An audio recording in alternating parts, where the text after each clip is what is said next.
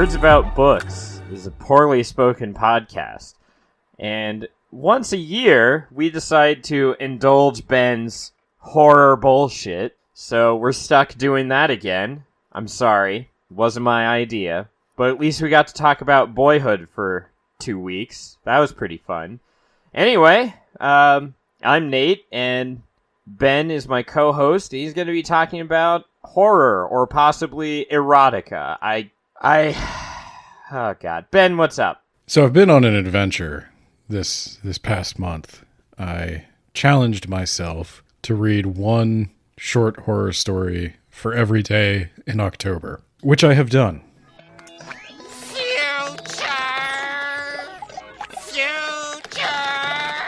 Future Ben here. About that, I actually was doing pretty good with reading one short horror story a day and reviewing it up until about October 17th, a few days after this was recorded. So I got really busy with work, I got really busy with other podcast stuff, and I have been slacking on my commitment to read one short horror story each day in October. I am going to make it up to you. I am going to continue reviewing short horror stories into November, but the commitment to get one out every day was not doable. So, my bad. And I was perhaps a little cocky when we recorded this episode. Thank you for understanding. I'm returning to the, I guess it's my present, but like, whatever. Thanks. In addition to that challenge, there's a secret, not really part of it, where I was exploring different short form horror fiction magazines. So Nate, as a writer yourself, I'm sure you're familiar with literary fiction magazines, right? Oh yeah, definitely. I have like 7 of them myself. What are some of your favorite magazines? It's a very exclusive one. Called Words About Nate. I stuff it in the mailboxes of my family and friends. I don't actually know how widely read or even widely known a lot of these magazines are, but it seemed to me like a lot of this stuff is only read by other aspiring writers or other writers. So there's a ton of literary fiction magazines where they will publish and purchase short fiction. And that is where most short fiction lives until it gets popular enough to be bound up in an anthology or like a year's best or something like that. And I decided I've never actually looked at any horror specific magazines. I've always looked at sci-fi magazines. One of the ones that's been around forever is Asimov's. There's a handful of others, but for the most part, yeah, I never really looked into the horror because they don't stock a lot of it at the magazine shelf of Barnes & Noble, and I never made a special effort to seek it out. Damn it, Barnes & Noble. They do stock some. Question mark. Really? Yeah, I've gotten an issue of Black Static at Barnes & Noble, but they do not stock it regularly. I don't know. Maybe they only buy like 3 copies, and when they're gone, they're gone. And there's just 3 other Black Static fans in my town. Okay. But yeah, so I've been mostly exploring short fiction from a few of these magazines that I found. Tried to get a few different sounding ones. I didn't look into what they paid or anything because I wasn't really coming at this from the writer side. Some of these were really good. Some of these were okay. And a few of these were not. Oh! So a few of these had some questionable content about a ghost f***ing someone or something. So I've been trying to get Nate to read some of my short horror fiction reviews. Absolutely not.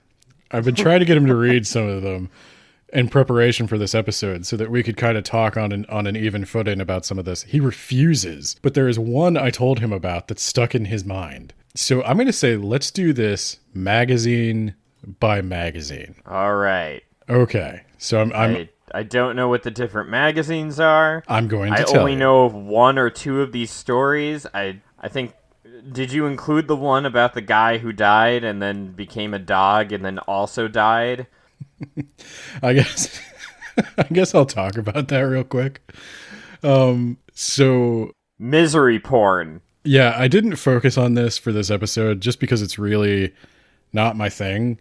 One magazine is Black Static, which I mentioned before. My experience with Black Static has been that they publish horror stories that are literary, well written, and are miserable. No, they're not garbage, not at all. I know. They're good stories, but they're just miserable. Some of them. And it's not scary. It's just tragedy. And you and I have talked privately about the difference between like horror and tragedy. Both are negative emotions, but like one can be fun and the other is never fun to me. That's Black Static. If that sounds like something you're into, by all means go for it. But I decided to spare myself that this month because I knew I didn't like that sort of thing. I guess I should mention, if you're not familiar, a lot of the magazine's sort of vibe comes from an editor. And when they change editors, it can be a dangerous time for the magazine because you can really run the risk of alienating your audience. God forbid. But the first one, I'm gonna pull up their website here. If you want to follow along at home, I am going to be going. I'm going to be going through the blog, the blog.wordsaboutbooks.ninja that Nate refuses to read. So you could follow along at home. And if you don't want to follow along at home and be a cool guy like Nate, just continue to listen to the podcast. Okay, so I went to the website for the first one, and I have to send you a picture, Nate. Because oh boy. Oh god. I think you will know. I'm not gonna like this, am I think you will know which magazine we're talking about as soon as you see this picture. Huh. Okay. Why don't you describe that for the people? It's porn, except she has a knife in her hand. She's riding him, cowgirl style, but also has a knife covering his junk. Men all want the same thing. She'll give it, and more. It doesn't. This is where you go with the SpongeBob thing, and more. It doesn't look like a knife. I mean, it doesn't look like a traditional, I'm going to stab you with a knife. It looks like a masonry, like, putty knife. It looks like she's sealing his butt crack right now. You're right. Okay. This is not what I set out to do today. So if it hasn't been incredibly obvious, this is our free-flowing episode for the month. We're just kind of having a good time here. So. No, this is pretty intricately scripted. Okay, so. Yeah, hurry up. Your line was next, Ben. You're just yes. pausing. Yes. So this section of the episode is dedicated to Unnerving magazine, which publishes short horror fiction, paranormal stuff. About getting your butt crack plugged up and dying horribly. I read 4 stories from what I think is issue 15, and Unnerving magazine kind of combines horror and sexy. Like they don't shy away from mixing the two. There's a lot of R-rated. I would say R-rated, not X-rated stuff in here. Oh, so this isn't the one about the well, no, this is the ghost one. erection. Okay, it is. All right, but I don't know. I guess that's kind of X-rated. But all right. So jump into the story about the woman just minding her own business and getting a from a ghost. Oh my god. So tactful. Hey, you read it, okay? This one's on you. Okay, I read four stories. Two of them were what I would consider to be, your pretty stock standard horror stories. The first one was I'm going to butcher this. I had to look it up. Where's my pronunciation guide? Here we go. The Wematagunnies by James Edward O'Brien. Okay. And what is that? That is an actual Native American legend, maybe like a cryptid. It's kind of like it reminded me a lot of the Scandinavian stories about like Hildefolk and elves and stuff. It's kind of like a forest imp that's mischievous, but if treated with respect can be helpful to you, and if treated disrespectfully can really f you shit up. And you could probably guess what happens in this story. Yeah, they treat it respectfully, they get everything they ever wanted for it, and they live happily ever after. Obviously. But I won't go into too much detail, because we'll be here all day if I describe each and every one of these. The second of and we really just want to get to the good stuff about weird tube-shaped... There's two of these. That I just want to get through the other one. The other one is another story of I would say the classic tale of a person desecrates a grave and is cursed and punished. Then interspersed, it was literally like AB. So normal, weirdly sexual, normal, weirdly sexual. That's how the magazine flowed. So the first weirdly sexual story is not actually the one Nate keeps bringing up, but another one I told Nate about that he took a passing interest in. Do you remember this one? No. So fans of books and the words about them may be... Oh, thank God. That's definitely not me. I hate books and reading. may be familiar with a lesser-known indie author named William Faulkner. No, I'm pretty sure you made him up. William Faulkner wrote, among many other things, a story called Sanctuary, in which certain sexual violence happens. Oh, good. I'm not going to More of this. I'm not going to go into a lot of detail on it because I don't want to. Oh God, I do. It's all coming back to me. God damn it. If you want more details about it, go ahead and check out the blog. I do have a content warning. There's a content warning for rape on this story. But we find out where William Faulkner got his inspiration for that story of sexual violence. And it is I'd say this was probably the most like, I don't know about this story in the magazine.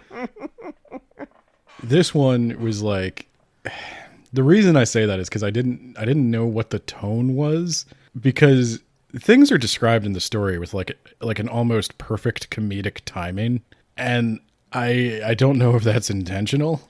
If it is intentional, I'd say inappropriate, my dude. And if it's not intentional, then I would say swing and a miss, my dude. But the guy who wrote this is actually like top billed on the magazine. So they were like really happy to have gotten a story by this guy, and I was just like, okay. This didn't do much for me at all. But it's great horror, ? There's this thing of like literary fan fiction that you find, especially in short stories, where some famous story actually happened, but it with a paranormal twist, and it... Yeah, like how one time I got this Sonic the Hedgehog cartridge, but like it was weird because the title screen, he had black eyes with red pupils, right? You know what? You are actually making a great... This read like a literature major's creepypasta. I would say that. That's the vibe I get from that. And that's like the level of tact that is applied. It's well That written. good, huh? It's well written. When I compare it to creepypasta, I guess there's certain assumptions baked in that. Well, the part of the fun about creepypasta is how poorly written it is. Then, of course, I read your favorite story, which... Yeah! You gotta turn on the great music as you're introducing the title of this. What's it called, Ben? I guess we're going to feature this one. Fading... I feel like we have to at this. I'll tell you what. How about I read you my review. All right. This one's for you, Nate. Thank you, Ben. This is all I ever wanted. Fading memory skirts the line of what I personally would consider to be horror. There are certainly horror elements, but, well, there's a scene in Ghostbusters that pretty much encapsulates this story. It's the scene where Dan Aykroyd gets a ghost blowjob. Our main character is a woman who recently broke up with a guy. The guy isn't handling it very well. He keeps insisting that she'll take him back because she misses the sex so much. All the while, our protagonist keeps having ghostly encounters of an erotic nature. It's hinted that the boyfriend knows she's been having these encounters, probably has something to do with them. The tables are turned somewhat when our heroine begins to look forward to the encounters and no longer fears them. There's this horror framing device that, it's this intruder and the boyfriend's being all creepy and stuff, but the story is basically just a handful of sex scenes and then a random ending that explains absolutely nothing. The point of the story was obviously to have the sex scenes, which is fine. Say it ain't so. Come on. It's totally fine. I'm not here to gatekeep the horror genre. This is a sexy ghost story, but it's still a ghost story. I could totally understand why it works for what Unnerving magazine is doing. It's just not personally what I think of as horror.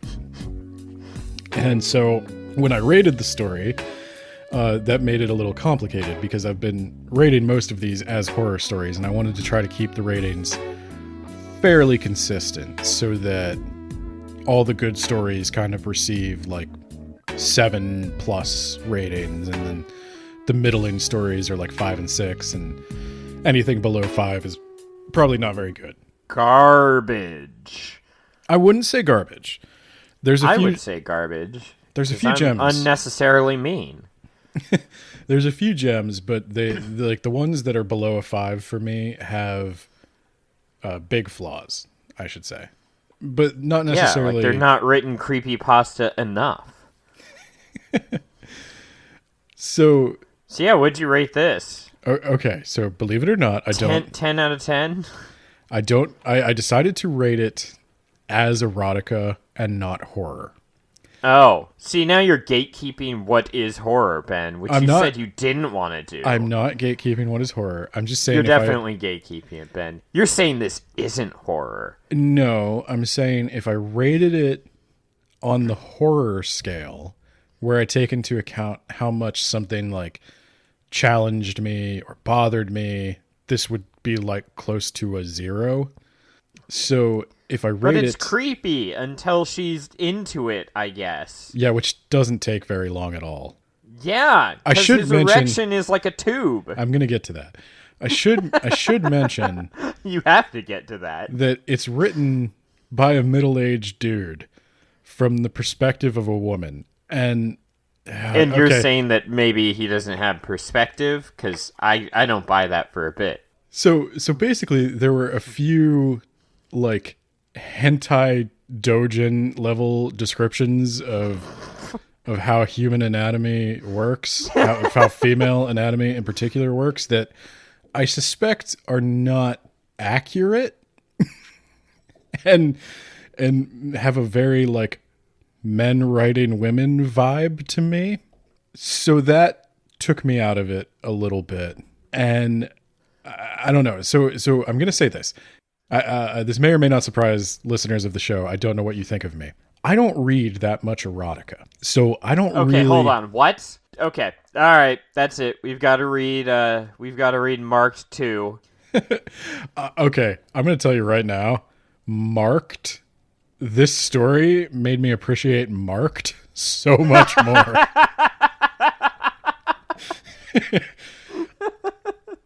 Marked was like top tier compared to this. So if you're looking for erotica with a little bit of a paranormal twist, Marked. I would actually recommend Marked. I kind of as erotica with a paranormal twist, I like Marked. But my problem with Marked and what we made fun of Marked for a little bit is kind of my problem with this, and it is that I don't know what's normal for erotica. I don't know what makes good erotica necessarily, and maybe one day we will explore that on the podcast if we can be mature enough about it.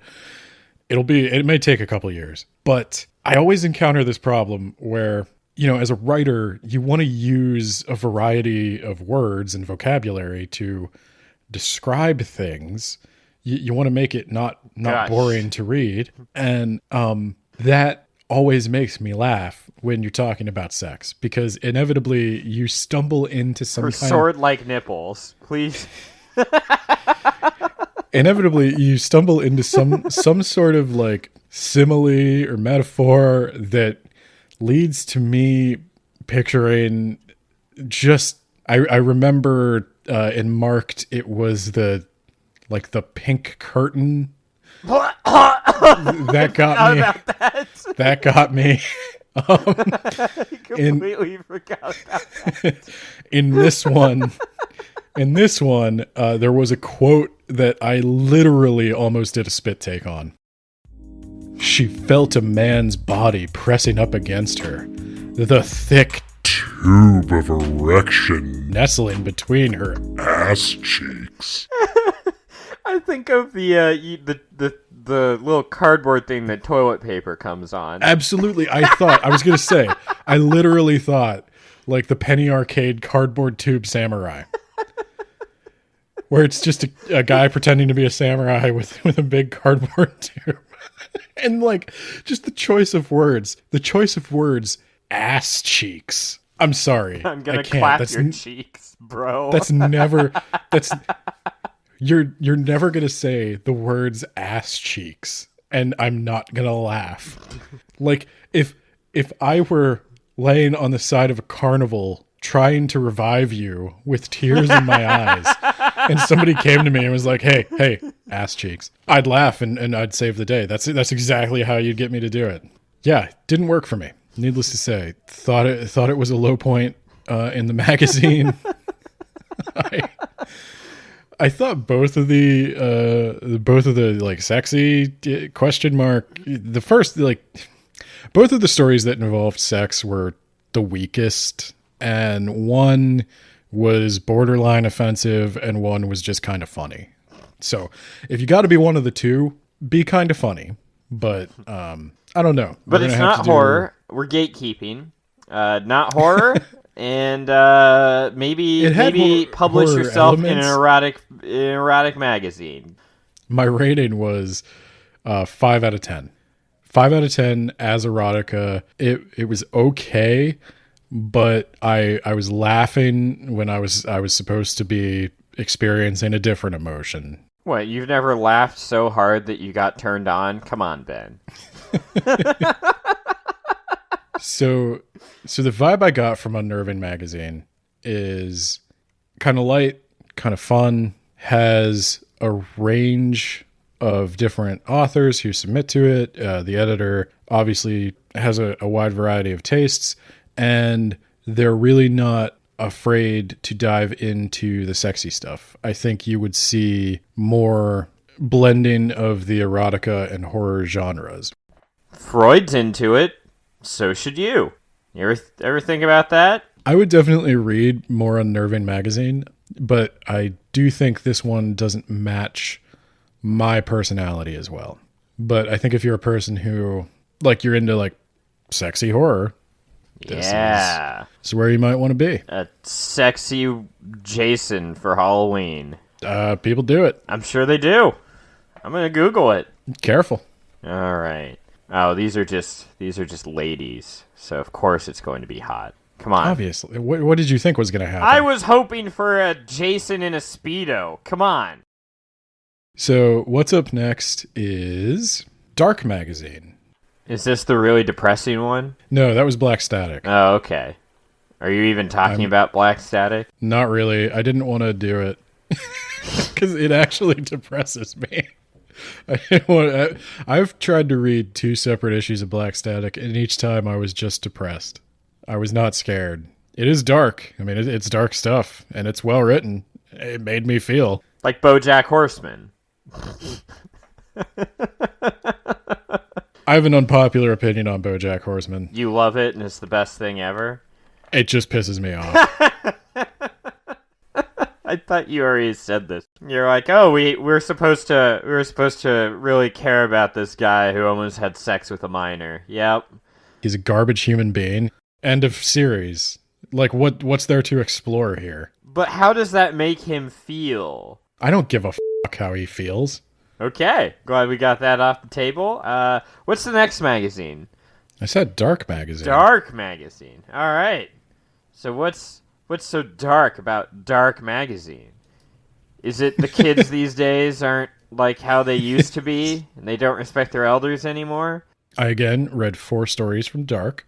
It's almost going to be boring to talk about because I thought they were all really good. I mean, I don't have many criticisms or much to tear apart. I would say Dark Magazine is probably more of a literary vibe. It's not taking as many like genre extreme risks. A lot of these were horror stories that had something to say, some kind of social commentary. Social commentary, like murderer is bad, don't get murdered, it's not fun. Well, no. So what I mean is, like, one story was Hundreds of Little Absences, which is about, I couldn't really tell in the story. I guess it's something in the universe of the story that all women can do. They can basically do self-surgery to modify themselves to be more conventionally attractive. So you're saying this is fiction? Yes. Oh man, I hate to tell you this, Ben. That all women can do that. I don't know if you noticed this or not. I mean, like, they could just cut themselves open, shave off a few millimeters of bone, and then press the skin together and heal back up. Yeah. Dang. Yeah, I can't believe you didn't know this. This has been like a known medical fact for years. I did not know that. Wow. But go on. Yeah, how does this story just explore real life? So basically, it kind of deals with like body image issues and literally cutting yourself apart to conform to a societal standard that's forced upon you. In this case, it's kind of forced upon the main character by her mother. No, just cut her up. Problem solved. It's a slow burn. It's a real slow burn. The horror kind of just comes from this character's just reluctance to modify herself initially, but then she starts modifying herself to avoid bullying and then she can't stop. Well, and then she starts doing it just to, again, be more conventionally attractive, and her slow realization that she's been removing herself along the way. Like, as she changes things, she's changing who she is in a way, and she's losing something. And that's the horror of it. It's definitely a more like feminine take on horror. There were a couple of things. I actually had to talk to my wife as I was reading this. There were a couple of things I just didn't really get. A couple of your themes wife that didn't mention that she could do this. No, she didn't. Oh my god. In fact, my wife recently had a surgery, and I'm pretty dang sure she can't do it. So I don't know what that means. Well, were you in the operating room? No, I wasn't. Okay, so she operated on herself and just didn't tell you. Maybe I shouldn't have let this cat out of the bag. Forget you heard this. No. Yeah. Yeah, I think maybe I was supposed to keep this a secret from you specifically. That was my bad. Oh, it's like a Truman Show thing. The entire world knows this, and I'm just in the dark. But yeah, there were a couple of themes that might have gone over my head just because I'm an ignorant man. But like what? I think it was pretty good. What specifically went over your head? there's an ending to the story where, I mean, the end of the story. Our protagonist, has a daughter of her own, and she finds this is the horrific part. The protagonist finds all the pieces of herself that she cut out over the years, and she tries to reinsert them into her body. Okay. And they don't take. And so she asks her daughter if her daughter wants to be, cut on. And the daughter is like okay with it. And she inserts the removed pieces of herself into her daughter to strengthen her daughter. I wasn't quite clear on... Okay, so here's what I think they were going for. I think they were going for like breaking the cycle kind of narrative, where it's like, I'm going to take the pieces of myself that I had to get rid of to conform to this, society, and I'm going to give them to my daughter. Only because it's horror, it's like I'm going to physically stick tissue inside of you with a knife. But metaphorically, that's like the pieces of her personality as she's lost stabbing along her the daughter. way. This is metaphorical. I don't... That's where I say, like, it kind of broke down for me at the end, but I don't know if that was me just not relating properly, because it's not really a story about something I've gone through. Because, like, I'm a big fat hairy dude, so I never changed a damn thing.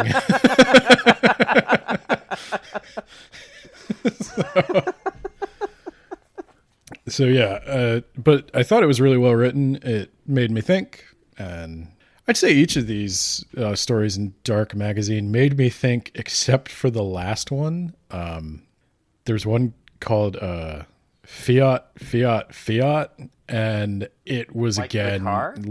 So that's what I put in the image for the blog post.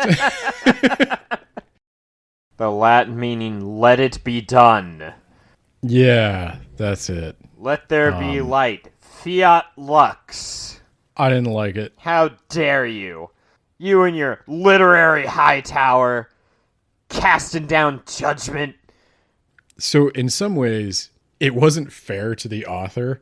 Like, this story reads like a no sleep subreddit post. It's very difficult to suspend your disbelief. It moves way too quickly. The bad guy's way too overpowered. It just reads like a high school kid's first horror story. It's needlessly edgy. It doesn't really connect with me on any kind of emotional level. Needlessly edgy how? So essentially, the bad guy is a kid, like a 10-year-old kid. Okay. Who... I bet I could take a 10-year-old kid in a fight. But go on. Well, not this kid. Oh. Not this kid. Okay. Because did you know that when you kill people, you get superpowers? Ben, again, I feel like I need to inform you that, yeah, everybody knew that. Yeah. That's why when they tried to arrest Ted Bundy, he just flew away. Because that's what happens in this. What? Okay. Yeah. You're gonna... I need more details now, man. So there's this boy who starts out killing animals or whatever. As you do. And he gained eventually- powers from this.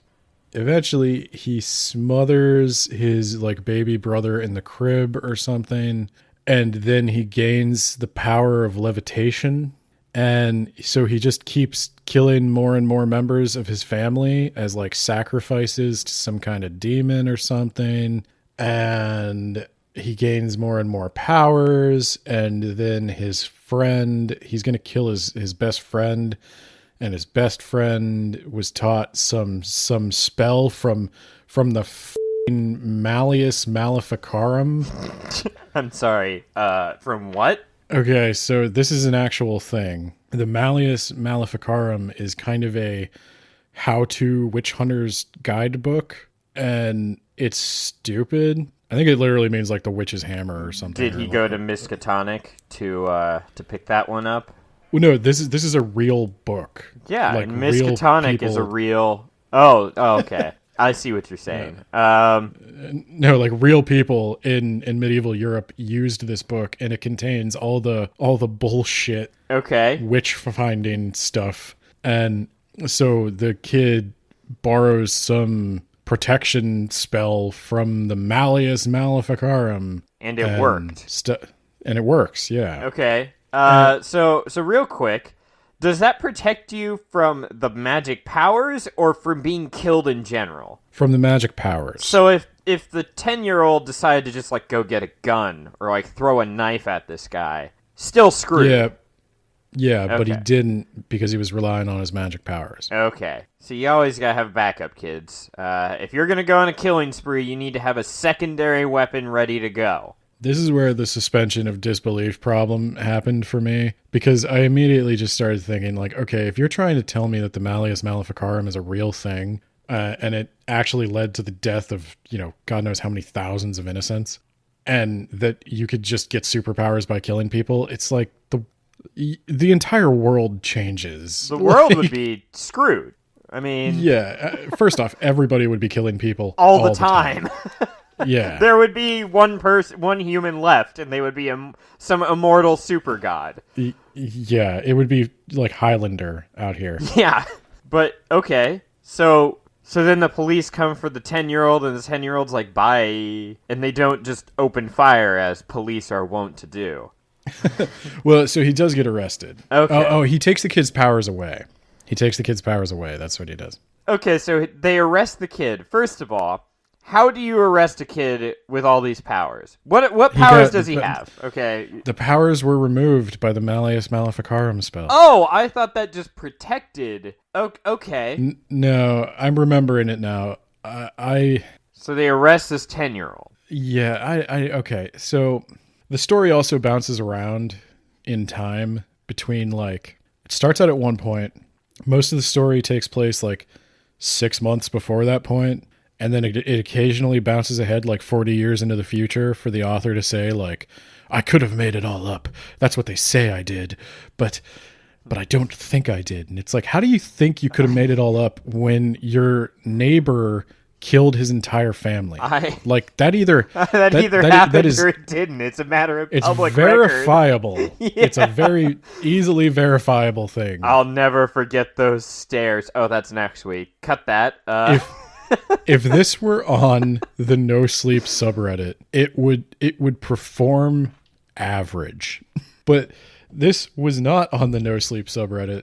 This was on a magazine that had previously featured stories about like economic distress, the pressure society places on women to be conventionally attractive. Well, every now and then you need something wacky. That's why we should have read the Goosebumps. Yeah, so I was just like, this was a big disappointment. I'm sorry. This did not belong in the company it found itself in. That's all I can say. And going back real quick, you said the ending doesn't explain anything to the pornographic one. I gotta know. What was the ending? Okay, so the ending is that the guy, the ex-boyfriend, shows up at her house, and he went from being this big buff Chad dude to being like a totally emaciated, scrawny, skeletal man. Okay. And he's like, I thought I could make you miss the sex, but you're insatiable. You're taking too much. I can't keep up. And so like the implication is that somehow he conjured a ghost of himself to pleasure her whenever she was horny. I guess this is just going to be an explicit episode. Yeah. When are they not? But yeah, okay. And so the implication is so somehow he conjured like a ghost of himself to do that whenever she's aroused, and he can't turn it off, and she's just like aroused all the time, and it's literally draining his life force, and she tells him to go away. And he does, and implication is that her overpowering lust kills him. Okay, so again, I don't know how he did that. well, I don't know what the exact nature of the spell is. well, Ben, there's a better solution here. A lot of them, yeah. No, there's a better solution to the ending. So he's like, yeah, you're draining the life out of me, and she's like, go away, and then he stabs her to death. Problem solved. She can't be horny if she's dead. That actually would be a better ending, yeah. That actually would be a horror ending. Yeah. Put me in the game, coach. I'm ready. Well, that's what I said. Like, some of these magazines you might think about submitting. I don't know if they'll take our submissions after this podcast. But Hey, we're saying check the magazines out. there's no magazine I covered that I wouldn't recommend checking out. There's just magazines whose audience differs. I think Dark Magazine is probably pretty mainstream. I think any fan of short fiction would probably enjoy Dark Magazine. Unnerving Magazine has a little bit more of that sexy edge. I think people would consider it to be weirder. That's what Uzumaki really needed. It needed some sexiness. The spiral's making you insane and also aroused. Oh yeah. Cue the porn music.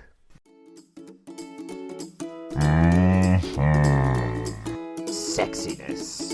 Aroused. Sexiness. Ass cheeks. All right, what do we got next after maybe my neighbor killed his entire family? I don't know. What's next? Next is Nightmare Magazine. Nightmare Magazine has fiction, poetry, nonfiction, flash fiction.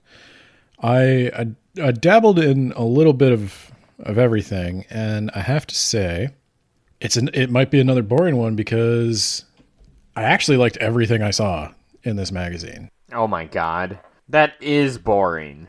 It was very similar in tone and selection to Dark Magazine. I'd say both of these are pretty mainstream, Nightmare and Dark. And if you asked me to choose between them, I don't know that I could. And in fact... Well, I'm gonna hold a gun to your head, and you have to pick. I think Nightmare probably has more content. So if you're gonna buy.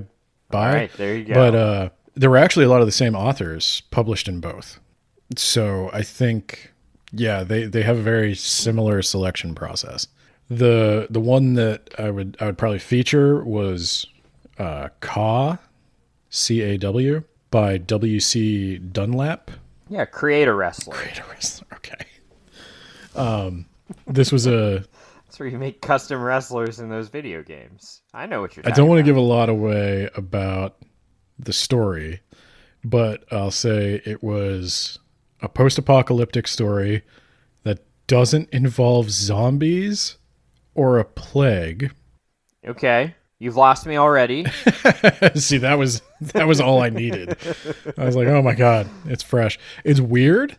It's a weird idea, but this one does a good job of covering a lot of the social problems and dynamics that post-apocalyptic fiction usually explores, like the breakdown of social norms and sort of humanity at its most basic survival level. But Yeah, you have to kill your fellow man in order to get superpowers to survive.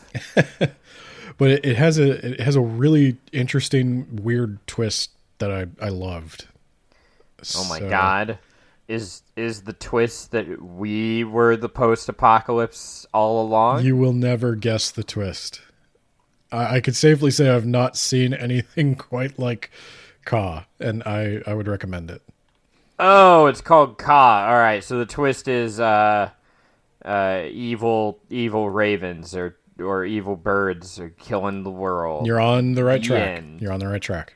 I think I described it on the blog as... I wrote a pretty short one for this because I didn't want to give anything away in the blog either. It's a mixture of The Birds, The Fog, The Thing, and Freaky Friday. The Disney Yes. Channel movie? Okay. Jamie Lee Curtis was in 2 of those. So yeah. Would you like to hear about the next magazine? Oh, there's another magazine. I went hecka deep on this one. There's one more magazine I purchased. And oh my god. This was the most adventurous of them all. It is called Boneyard Soup.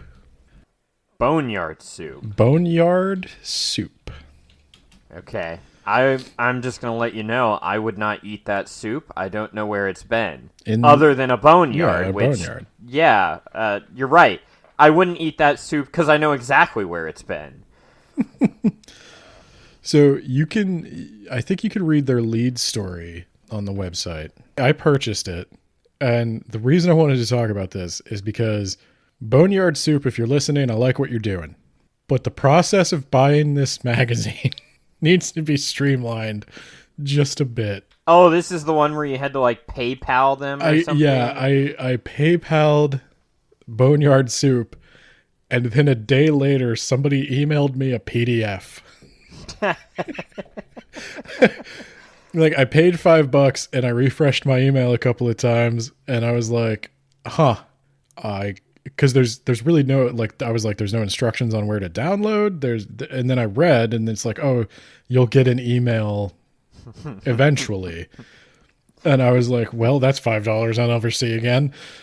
And then I was like, I'll give it 24 hours. And if I don't see something in 24 hours, I'll email them. They did send me the issue within 24 hours. I suspect somebody is actually mailing out these PDFs. I don't think this is an automated process. I could be wrong. No, I don't otherwise know. it would have been more instantaneous, right? Right, that's what I think. Unless it takes 24 hours for the transaction to clear, maybe. Well, I actually hope that someone is emailing them out. That's it feels more. It feels more exclusive, like you're doing some sort of shady back alley deal for a magazine. It did. I felt like I was buying like illegal short horror fiction. You got the money? Yeah. You got the magazine? I got it right here. With that being said, I thought it was a really like charming magazine. It gave me like these old zine vibes. Would you recommend someone go through the process of having an illegal PDF transmitted to them in a back alley in order to read it? Honestly, yeah. I don't. You're not going to get ripped off. So that was the main thing I wanted to say is like I was a little concerned with this process, but nobody stole my credit card. I did when I saw the order form. I was like, I did go on my credit card's website and make like one of those special cards that only has $5 on it to do the transaction. But nobody attempted to steal my credit card. I think that's good. It's a legit operation. They've got great art. They've got lots of like little blurbs and reviews and letters to the editor. I really liked it. I liked the vibe. Stories were okay. I'd say they were kind of middle of the pack for me. Nothing super super bad or super amazing. But you only had to spend $5 for it. So. Well, a lot of these are only $5. I got the vibe that this was like super indie. They're trying. I think it's like a quarterly magazine. Why don't we release a magazine, Ben? Because we'd have to write. Oh, that's a good point. Yeah, that's where we get hung up. But yeah, I liked Boneyard Soup, but man, you gotta make it an instant download somehow.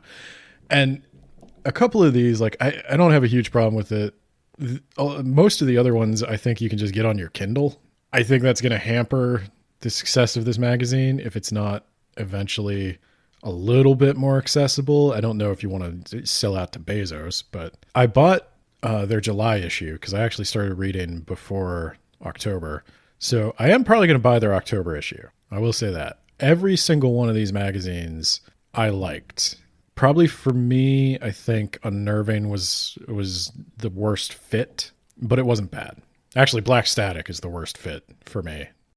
I don't know if you care, but in addition to the magazines, I also found this book at a thrift store. Uh-oh. I don't like where this is going. You got bed bugs from it. They were hanging out on the pages. Oh, God, I hadn't even considered that as an option. Let me see. Let me bring it up. I don't think it's in print anymore. I picked up this thing called Weird Tales, 32 Unearthed Horrors. Why does this sound so familiar? Why does it sound so familiar? Who have we ever encountered that might have been featured in Weird Tales? Oh, no! We talked about this recently. Oh, God. No, okay. So we've actually talked about two authors who've been in Weird Tales. Ray Bradbury, believe it or not, was in Weird Tales. He a much better author than the other guy who we talked about in Weird Tales. So I just wanted to mention this because I would love to hear that other guy talk about Boyhood, though. That would... You go down by the creek and you tell those kids playing stickball that they're a bunch of idiots. You go down by the creek and you wonder what it might be capable of. What could lurk inside that creek? Who knows? What if the creek were alive? But no, what I was going to say is, so I've been adventuring in short stories. I've been trying to read like a little bit of everything. I wanted to read these current magazines to, see what the state of modern horror is. But I also decided to go back to this Weird Tales. Now, the purpose of this Weird Tales book, 32 Unearthed Horrors, is that apparently Weird Tales was in business for 32 years. And they picked one story from each year that it was in business that hasn't been published elsewhere or is just kind of underappreciated. Okay, so there probably isn't Ray Bradbury or the other guy. The other guy actually might come up because he's got a lot of stories that aren't the gems. Well, there's a reason for that, because they're bad. Even the supposedly good ones suck. So whoever put together this compilation acknowledges that some of these stories might not be the best. That's a good way of getting out of it. It's like where you say in Sonic Adventure 1, don't worry about it if you clip through the floor. That sometimes happens. You acknowledge it so you can't be criticized about it. So do you remember last year we read Pickman's Model? Yes. We're talking about H.P. Lovecraft if you haven't caught on. Yes, he's the other guy. He's the other guy, the not Ray Bradbury guy.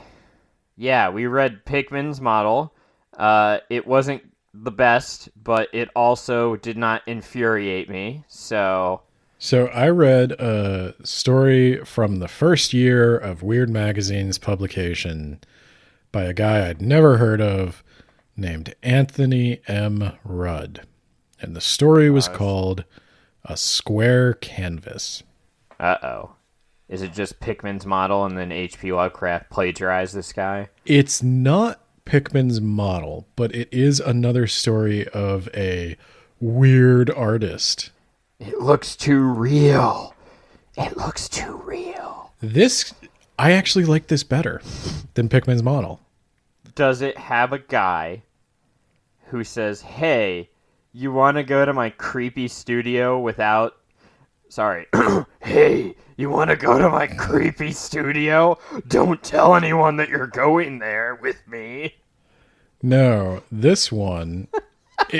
Okay, first off, I will say this one it was like I was reading Lovecraft. Like it had a lot of the same I couldn't describe it. No, So undescribable. Well, there was a little of that, but it was like Lovecraft, but a little better. So it's the same thing where somebody's what a low bar to just casually trip over. Somebody's interviewing this guy in an insane asylum who claims to be this famous artist. And he's giving them his life story to prove that he is who he says he is. The artist formerly known as Anthony M. Rudd. So the artist discovers that he has a talent for art, but he can only create his greatest works when he kills something. So That's not where I was expecting that to go. He starts off. I think my head was still in the porn gutter, though. No. He can only experience his greatest works when he's naked. Okay, go on. He starts off by like ripping the legs off insects and torturing them and then drawing it.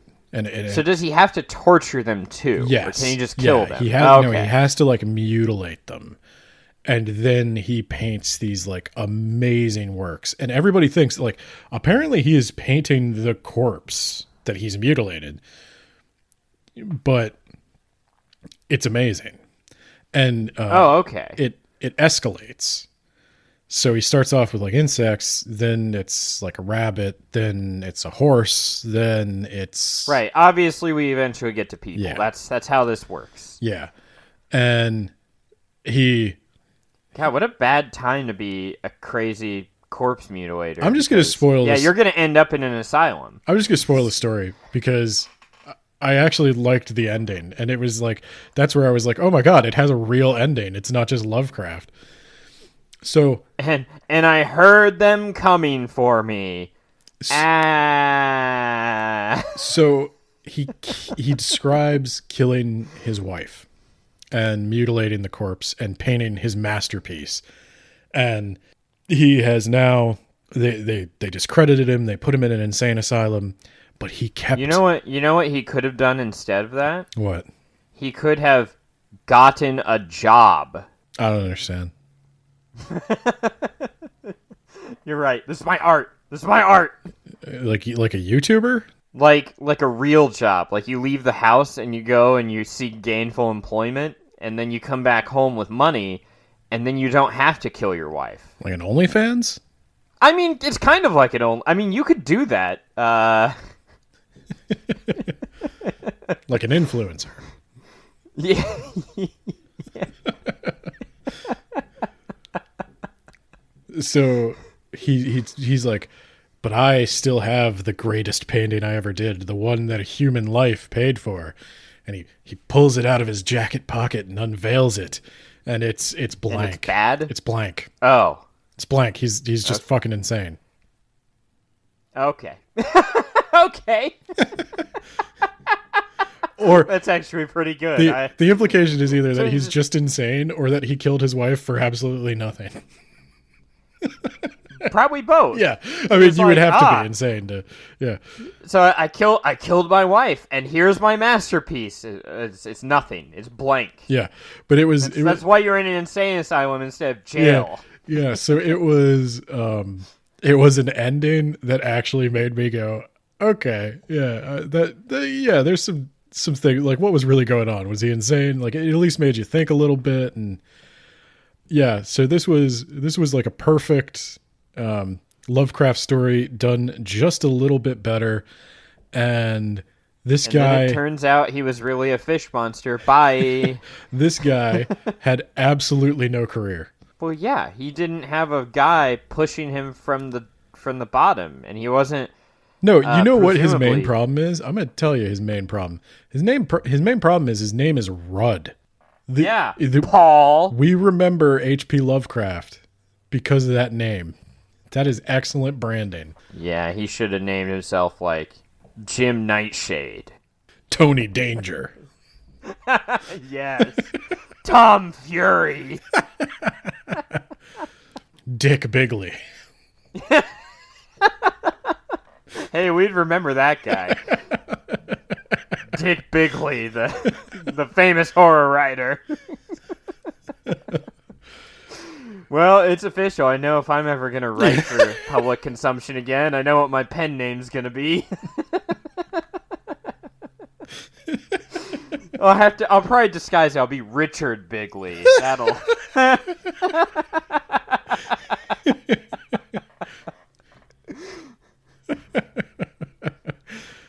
If you like this episode, let us know. Give me a tweet. Email us at wordsaboutbooks@gmail.com.